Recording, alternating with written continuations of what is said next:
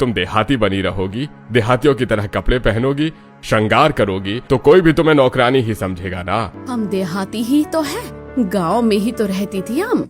तभी अपने कमरे से ऑफिस जाने के लिए तैयार कोट पैंट में मनोज हॉल में आता है और भारती की बात सुनकर, जब तुम गांव में थी तब देहाती थी, अब तुम शहरी हो तो शहरी और मॉडर्न बनो। अपनी पड़ोसन को देखो, उसकी चाल ढाल, रहन सहन, बातचीत करने का तरीका, पहनावा सब मॉडर्न है।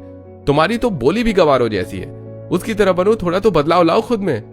नहीं, हम बिल्कुल भी अपने आप को नहीं बदलेंगे। हम क्यों बदलाव लाए, जैसे हैं वैसे ही रहेंगे।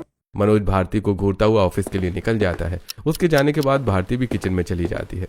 उसी दिन शाम के समय बंगलो के गार्डन में रखी चेयर पर नीलम के सास ससुर निर्मला और सूरज के साथ विकास और पूनम बैठे गपशप कर रहे हैं। हाँ, बहुत मजाकिया हैं। आपको तो स्टैंड अप कॉमेडियन होना चाहिए। सभी हंसते हैं। तभी भारती पहले वाले पहनावे में आती है वहां पर और सासू माँ, सत्तू खत्म हो गया है तो बाजार से मंगवा लीजिएगा। अचानक उन सभी का हंसना बंद हो जाता है। सत्तू? सत्तू कौन खाता है? हम खाते हैं ना, हमें बहुत पसंद है सत्तू। भारती की बात सुनकर निर्मला और सूरज फिर से ठहाका मारकर हंसते हैं। मेरी बहू दिखती भी गवार है, बोलचाल भी गवारों जैसी है और खाने की पसंद भी गवारों जैसी ही है। अपने ससुर की बात सुनकर भारती का चेहरा उतर जाता है। पूनम जल्दी से उठती है और भारती का हाथ पकड़कर उसे वहां से कुछ दूर ले जाती है। मैंने तुझे कितनी बार कहा है कि जब हम लोग किसी के साथ बैठे हो तो हमारे पास मत आया कर। सासू माँ, हम तो बस। जा अंदर, तू अभी जा। पूनम भारती को वापस अपने घर के अंदर जाने का बोलकर वापस उनके पास आकर बैठ जाती है। भारती वापस घर के अंदर जाकर बालकनी में खड़ी होकर उनकी तरफ देखती रहती है। एक बात बताओ, तुम इतने मॉडर्न हो, शहरी हो, तो फिर बहू गांव की गवार क्यों लाए हो? वो एक हादसा था और मैं उसे याद भी नहीं करना चाहती। उनकी बातें चल ही रही थी कि तभी नीलम मॉडर्न और स्टाइलिश ड्रेस के साथ मैचिंग ईयररिंग्स, नेकलेस, ब्रेसलेट और रिंग पहने हुए वहां आती है और अब सब पूनम की और विकास की तरफ देखकर, हाय अंकल आंटी, कैसे हो आप? हम ठीक है बहू। नीलम किसी को भी कुछ बोलने का मौका दिए बिना अपनी सास को कुर्सी पर बैठे हुए ही पीछे से हक कर लेती है। मॉम, मैं अतुल के साथ बाहर जा रही हूँ, मैंने खाना ऑर्डर कर दिया है। कुछ देर बाद डिलीवरी बॉय खाना लेकर आ जाएगा। आप खाना खा लेना, मेरा इंतजार मत करना, मैं लेट घर आऊंगी। इतना कहकर वो वहां से जाने के लिए मुड़ती ही है कि तभी, वाह नीलम बहू, कितनी अच्छी ड्रेस पहनी है और ज्वेलरी भी ड्रेस से मैच कर रही है। नीलम अपने ईयररिंग्स और ब्रेसलेट में हाथ फेरती है और हाँ, मैंने काफी ढूंढा, तब जाके ड्रेस से मैचिंग ज्वेलरी मिली है। बोलती हुई नीलम वहां से चली जाती है और अपार्टमेंट के बाहर खड़ी कार का दरवाजा खोलकर उसमें बैठने ही वाली होती है। तभी मनोज भी अपनी कार में ऑफिस से लौट आता है और नीलम को देखकर अपनी कार नीलम की कार के पास रोकता है और ड्राइवर सीट पर बैठे अतुल की तरफ देखकर, कहाँ जा रहे हो आप दोनों? कोई पार्टी शार्टी है या just hang out? Just hang out. तभी मनोज की नजर अपने घर की बालकनी पर जाती है। वहां खड़ी भारती को देखता है और नीलम को ध्यान से देखते हुए, काश मेरी वाइफ भी नीलम की तरह मॉडर्न होती तो मैं भी उसे कहीं भी ले जा सकता, या नीलम ही मेरी वाइफ होती। जिस समय मनोज सोच रहा था उस समय तक पूनम, विकास, निर्मला और सूरज की बातें पूरी हो चुकी थी और वो अपने अपने बंगलों में वापस लौट चुके थे। पूनम और विकास के हॉल में आने के बाद कुछ देर बाद बालकनी में खड़ी नीलम भी वहां आ जाती है। वो वहां से किचन की तरफ जा रही थी कि तभी उसकी सास, भारती बहू, देख पड़ोसन की मॉडर्न बहू नीलम को, कैसे कपड़े पहनती है, कैसे बातचीत करती है, कुछ सीखो उससे। तब तक मनोज भी अतुल और नीलम के जाने के बाद कार बंगलों की पार्किंग में पार्क करके हॉल में पहुंच जाता है और अपनी मम्मी पापा की बातें सुनकर, अगर तुम उसके जैसी 1% भी बन सकी ना, तो मैं भी तुम्हें गर्व से सबको बता सकता हूँ कि तुम मेरी पत्नी हो। सच कहूँ, मुझे ऐसे तुम्हें अपने साथ कहीं ले जाने में शर्मिंदगी महसूस होती है। इतना कहकर मनोज अपने कमरे में चला जाता है। भारती भी किचन में चली जाती है। उन्हें लगता था कि भारती गवार है तो उसे बुरा नहीं लगता होगा, लेकिन उसे बुरा लगता था। वो सबकी जली कटी बातें सुनकर अकेले में कभी छत पर तो कभी बालकनी में तो कभी किचन में रो लेती थी, लेकिन किसी को पलटकर जवाब नहीं देती थी। एक रात मनोज अपने कमरे में वार्डरोब के सामने पार्टी वेयर पहने परफ्यूम लगा रहा था। तभी भारती अपने चिर परिचित परिधान में उसके पास आती है और, आप कहीं जा रहे हैं का? भारती को देखे बिना ही, हाँ हम भी चले, इतने दिन शहर आए हो गए, आप हमें कहीं घुमाने फिराने नहीं ले गए, इसी बहाने हम भी घूम लेंगे। नहीं, तुमने अपना पहनावा देखा है, एकदम गवारों जैसा। तुम्हें अपने साथ ले जाऊंगा तो लोग हंसेंगे मुझ पर। मनोज परफ्यूम की बोतल वार्डरोब में रखता है और कमरे का दरवाजा खोलकर तेजी से बाहर निकल जाता है और भारती कुछ देर अपनी जगह पर खड़ी रहती है। फिर कमरे से बाहर निकलकर छत पर चली जाती है। उसके कुछ देर बाद अपने कमरे में नाइट ड्रेस पहने बेड पर बैठी प्रीति को पायलों की छन छन सुनाई देती है। वो पहले इग्नोर करती है, फिर जैसे ही बेड पर लेटने की कोशिश करती है उसे दोबारा छन छन की आवाज सुनाई देती है। ये कौन है? किसकी पायलों की आवाज है इतनी रात को? वो घबराई हुई कमरे के चारों तरफ देखती है। प्रीति जैसा हाल उसके भाई निखिल का भी था। वो भी अपने कमरे में बेड पर नाइट ड्रेस पहने बैठा पायल की छम छम सुनकर घबराया हुआ था। भूत है ये। दोनों भाई बहन जैसा हाल उनके मम्मी पापा पूनम और विकास का भी था। उन्हें जब पायल की छन छन सुनाई दी तब वो नाइट गाउन पहने सोने की तैयारी में थी, और जैसे उन्हें पायल की छन छन सुनाई दी वो एक दूसरे से लिपट गई। इतनी रात को पायल कौन बजा रहा है? कहीं चोर तो नहीं आ गया? कैसी बातें करते हो? चोर शोर करके थोड़ी आता है। ये जरूर कोई बुरी आत्मा है, कोई भटकती आत्मा। कुछ देर तक डरे सहमे वो सभी पायल की छन छन सुनते रहते हैं और फिर हॉल में आकर इकट्ठा हो जाते हैं। उसी समय उनकी पड़ोसन नीलम स्टाइलिश नाइट ड्रेस पहने अपने बंगलों की बालकनी में खड़ी भारती को छत पर टहलते हुए देखती है। तभी अतुल वहां आता है और उसे पीछे से हक करके, तुम यहाँ खड़ी क्या कर रही हो? चलो सोना नहीं है क्या? अतुल नीलम को बेडरूम में ले जाता है और इधर रात में 2 बजे तक जब तक मनोज पार्टी से वापस घर लौटकर नहीं आता तब तक हॉल में डरे सहमे एक दूसरे को गले से लगाए उसके घर वालों की पायल की छन छन सुनकर बुरा हाल रहता है। हॉल में पहुंचकर मनोज सबको कांपते हुए देखता है और, क्या हुआ तुम सबको? तुम सब यहाँ हॉल में क्या कर रहे हो और इतने डरे हुए क्यों हो? अरे घर में बहुत गुस्सा आया है मनोज। ये क्या बोल रहे हो डैड? हाँ, हमें कब से पायलों की छनछनाहट सुनाई दे रही है। मनोज थोड़ी देर सोचता है फिर झुंझला जाता है। लगता है तुम सब भूल गए कि वो गवार छुन छुन वाली पायल पहनती है। ये उसकी पायलों की आवाज है। सब राहत की सांस लेते हैं और मनोज हॉल से सीढ़ियां चढ़कर छत पर जाता है और देखता है कि भारती अंधेरे में आसमान की ओर देखती हुई टहल रही है। तुम यहाँ छत पर क्या कर रही हो? तुम्हारी वजह से सभी घर वाले डरे हुए हैं। चलो नीचे और सो जाओ। इतना कहकर विकास वहां से कमरे में चला जाता है। भारती भी अपने आंसू पोंछती है और सिर झुकाकर अपने कमरे में आ जाती है। पता नहीं भारती किस मिट्टी की बनी थी। घर वालों का तिरस्कार सहकर भी वो उनकी बातों को नजरअंदाज करती है। एक शाम जीन्स टॉप पहने प्रीति अपने कमरे में वार्डरोब में लगे शीशे के सामने खड़ी होकर रेड और ब्लैक कलर के 2 वन पीस बारी बारी से अपने ऊपर लगाकर देख रही थी और उसके बिस्तर पर मॉडर्न ड्रेसेस का ढेर लगा था जो वो पहले ही रिजेक्ट कर चुकी थी। ये पहनूं या ये? काश मेरी भाभी ये गंवार ना होती। वो मॉडर्न पड़ोसन नीलम होती तो मैं उनसे कुछ फैशन टिप्स ले सकती थी। उनका फैशन सेंस कितना अच्छा है। उसके कमरे के बाहर एक चोटी किए और हमेशा की तरह ससुराल वालों की नजरों में गवारों जैसे कपड़े पहने झाड़ू लगा रही भारती उसकी बात सुन लेती है और फिर कमरे के अंदर आकर प्रीति को रेड और ब्लैक ड्रेस के साथ देखती है। अरे ननदिया, तुम लाल ड्रेस पहन, लाल रंग तुम पर बहुत जचेगा। प्रीति चौंक जाती है और गुस्से से उसकी तरफ पलटती है। What nonsense! खुद 7 मीटर की साड़ी लपेटी रहती हो और मुझे फैशन टिप्स दे रही हो। प्रीति की बात से उदास होकर भारती वहां से बालकनी में चली जाती है जहां पहले से ही उसका देवर रेलिंग पकड़े खड़ा हुआ था।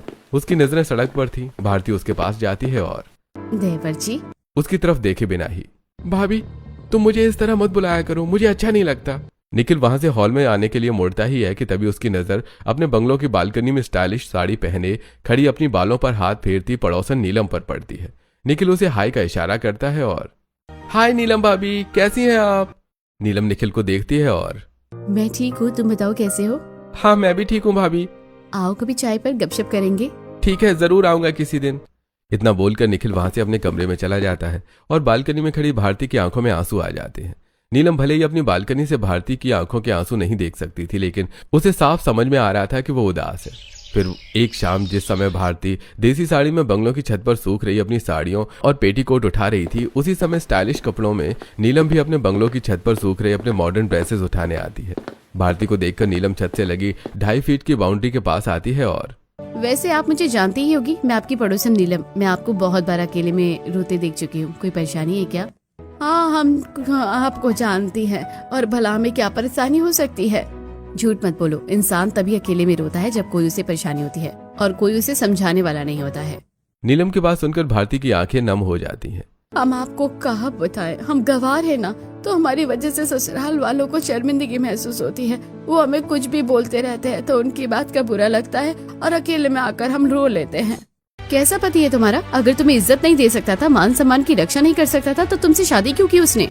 अरे उन्हें कुछ मत कहिए, शादी उनकी मर्जी से नहीं हुई थी, वो तो एक हादसा था। कैसा हादसा? तभी भारती बताती है, उस दिन ना हमारी शादी होने वाली थी और अपने हम दूल्हे के साथ मंडप में बैठे हुए थे, तभी भारती खेत में लगे मंडप में शेरवानी, कुर्ता और फूलों की लड़ी वाला सेहरा पहने मनोज के साथ लाल साड़ी पहने दुल्हन बनी भारती बैठी हुई थी। सेहरे में लगे फूलों की लड़ियों की वजह से मनोज का चेहरा ढका हुआ था। तभी मनोज मंडप के बाहर कोट पैंट पहने खड़े मनोज को इशारा करके अपने पास बुलाता है और उसके कान में, यार मेरा पेट गुड़गुड़ कर रहा है, तू मेरे साथ चलना। मनोज मंडप में पंडित जी राघव के पास जाता है और उनके कान में, बस 2 मिनट में आते हैं पंडित जी। दोनों मनोज मंडप से एक झाड़ी के पास लोटा लेकर जाते हैं। दूल्हा मनोज अपनी शेरवानी, कुर्ता और सेहरा उतारकर कोट पैंट पहने मनोज को दे देता है। तो ये संभाल में अभी आया। बनियान और निक्कर में लोटा लेकर मनोज झाड़ी के पीछे चला जाता है। कुछ देर तक इंतजार करने के बाद, पहनकर तो देखूं शेरवानी और सेहरे में कैसा लगता हूँ, मैं भी तो एक दिन दूल्हा बनूंगा। कोट पैंट उतारकर मनोज उत्सुकता से शेरवानी कुर्ता पहनकर सेहरा बांध लेता है। सेहरा पहनते ही फूलों के पीछे उसका चेहरा छुप जाता है। इधर मंडप में बैठे पंडित जी, इतनी देर हो गई, दूल्हा अभी तक नहीं आया। अरे भाई जल्दी बुलाओ, शुभ मुहूर्त निकला जा रहा है। पंडित जी की बात सुनकर मंडप के पास खड़े भारती के भाई विवेक और रवि अपने होने वाली जीजा को ढूंढते हुए उसी झाड़ी के पास पहुंच जाते हैं जहां मनोज शेरवानी और सेहरे में खड़ा था। वो दोनों जल्दी से मनोज के पास जाते हैं और, अरे जीजा जी आप यहाँ क्या कर रहे हो? पंडित जी आपका इंतजार कर रहे हैं, चलिए मेरे साथ। अरे भाई मैं वो नहीं हूं जो तुम समझ रहे हो, मैं मनोज हूं। वैसे उनके होने वाले जीजा का नाम भी तो मनोज ही है और सेहरे के पीछे छुपा चेहरा वो दोनों देख नहीं पाते। अरे जीजा मजाक मत करिए, हमें पता है आपका नाम मनोज है। मनोज सेहरा हटाकर अपना चेहरा उन्हें दिखा पाता उससे पहले ही वो दोनों उसके साथ उसका हाथ पकड़कर जबरदस्ती मंडप में ले जाकर बिठा देते हैं। अरे मैं वो नहीं हूँ, वो मेरा दोस्त है। तभी उसके दोस्त मनोज के पिता भैरव सिंह मंडप में आते हैं और, देख तू नाटक मत कर, मुझे पता है तू गांव की लड़की से शादी नहीं करना चाहता, इसलिए तू ये नाटक कर रहा है, लेकिन मैं भी देखता हूँ तू कैसे मेरे दोस्त की लड़की से शादी नहीं करता। वो मंडप के बाहर खड़े अपने बॉडीगार्ड्स शेर सिंह और चीता सिंह को इशारा करके अपने पास बुलाते हैं और, अगर ये अब एक शब्द भी बोले या भागने की कोशिश करे तो इसके पैरों में गोली मार देना। दोनों बॉडीगार्ड्स मनोज पर बंदूक तान देते हैं। अपने सिर पर तनी बंदूक देखकर मनोज डर जाता है और चुपचाप पंडित जी के कहे अनुसार शादी के सभी रिचुअल्स पूरे करता जाता है। वो भी जल्दी जल्दी।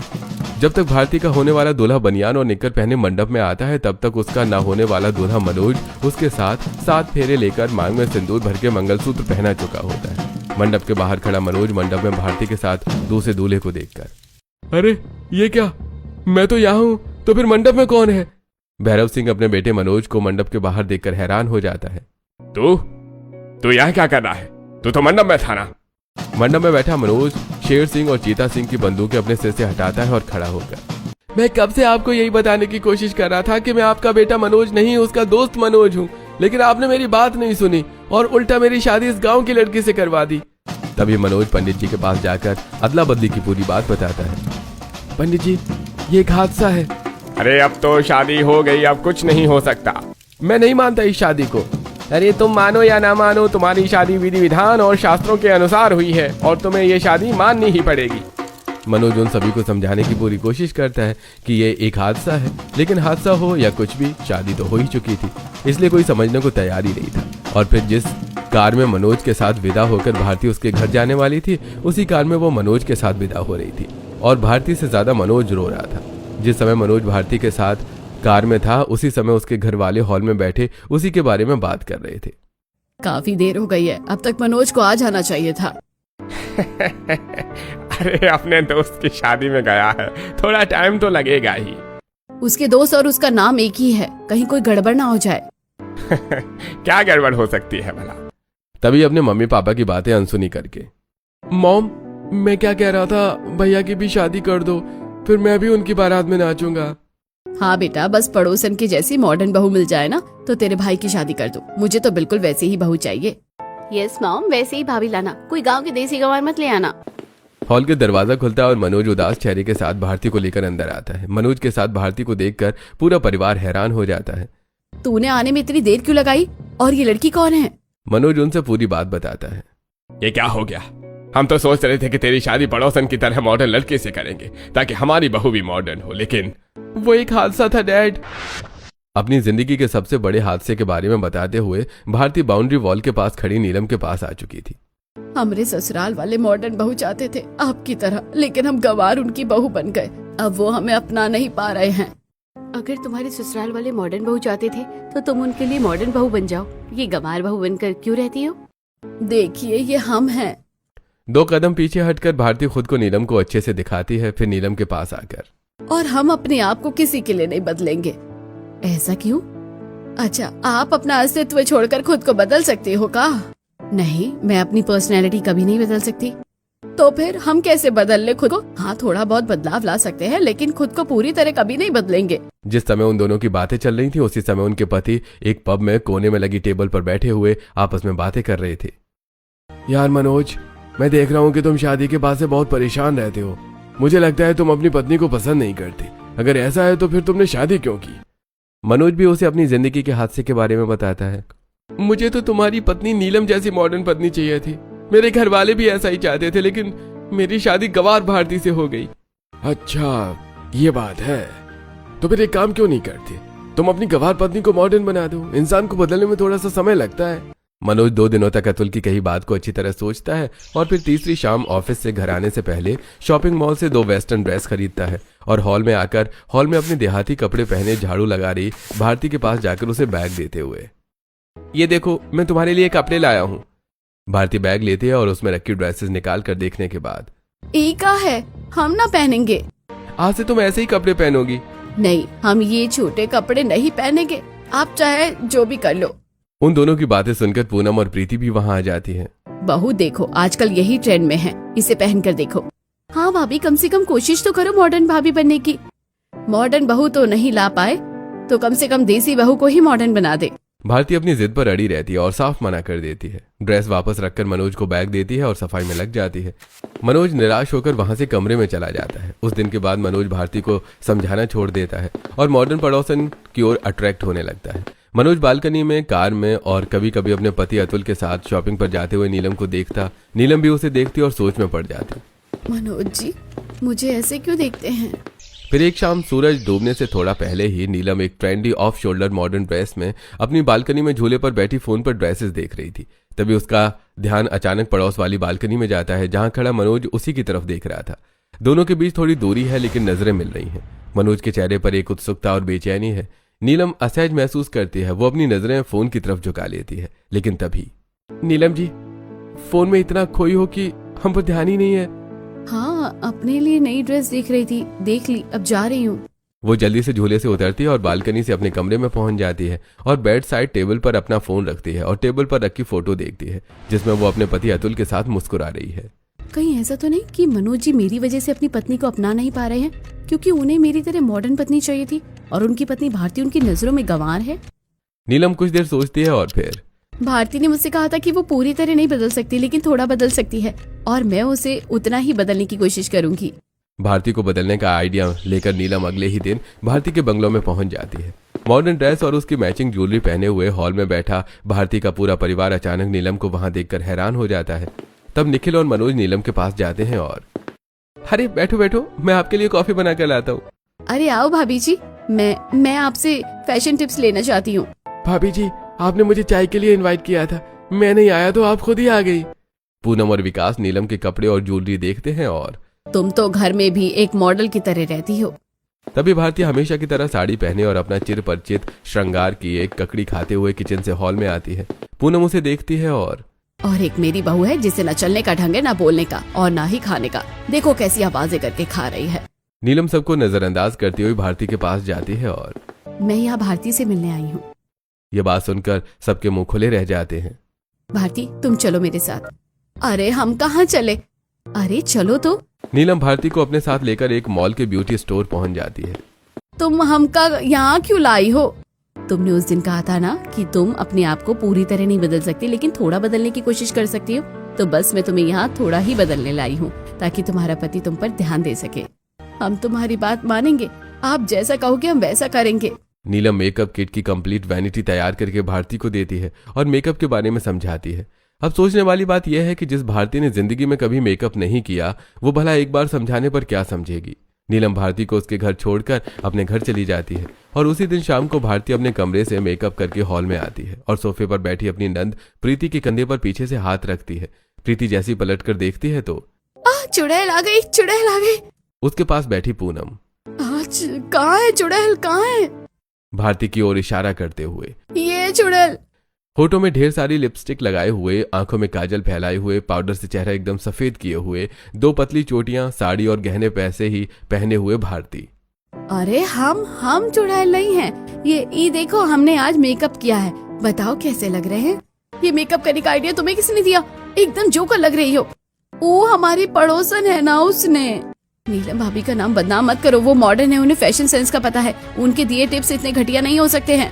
भारती उदास होकर अपने कमरे में चली जाती है। नीलम 1-2 बार और भारती को समझाने की कोशिश करती है, लेकिन भारती अपने परिवार वालों के लिए मॉडर्न पड़ोसन जैसी नहीं बन पाती और नीलम भी ये बात समझ जाती है। फिर एक दिन नीलम भारती के पास उसके कमरे में जाती है और खिड़की के पास खड़ी बाहर की तरफ देख रही भारती से।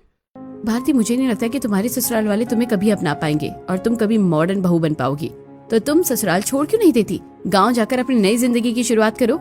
भारती नीलम की तरफ पलटती है और हमारी माँ ने हमें घर से विदा करते हुए कहा था, भारती तू मायके से विदा होकर ससुराल जा रही है। ससुराल से अर्थी में ही विदा होना। भारती की बात नीलम के दिल पर लगती है और वो उसे गले से लगा लेती है। ऐसे कुछ दिन और बीत जाते हैं। भले ही भारती के ससुराल में उसे समझाने वाला कोई नहीं था, लेकिन वो भोजपुरी फिल्में देखकर अपना गम हल्का कर लेती थी। अगर टीवी पर भोजपुरी फिल्म आ रही है तो मजाल कि कोई उसे रिमोट ले सके। एक संडे की दोपहर में लंच करने के बाद हॉल में टीवी का रिमोट लेकर भारती भोजपुरी फिल्म देख रही थी। हॉल में बैठा उसका परिवार भी फिल्म देखने को मजबूर था, क्योंकि भाभी रिमोट दो, मुझे सीरियल देखना है। नहीं, हमका भोजपुरी फिल्म बहुत पसंद है, हम रिमोट ना देंगे। वहीं मनोज भी बैठा है, लेकिन उसका ध्यान टीवी पर नहीं है, क्योंकि वो नीलम के ख्यालों में खोया है। अतुल कितना खुशकिस्मत है कि उसे नीलम जैसी मॉडर्न बीवी मिली। वो नीलम के साथ कहीं भी आ जा सकता है, किसी से भी प्राउडली मिलवाता है, और एक मैं हूँ जो बीवी के साथ एक तस्वीर भी नहीं खिंचवा सकता। तभी फिल्म में ऐसा सीन आता है जब पूरा परिवार बहू से कहता है कि तो कहीं जाकर मर क्यों नहीं जाती? हमें तेरी जैसी गवार देहाती बहू नहीं चाहिए। और बहू कहती है, मर जाऊंगी, नदी में डूबकर मर जाऊंगी। उसी समय नीलम के ख्यालों में खोया मनोज। काश ऐसा हो जाता। मनोज की बात सुनकर भारती को धक्का लगता है।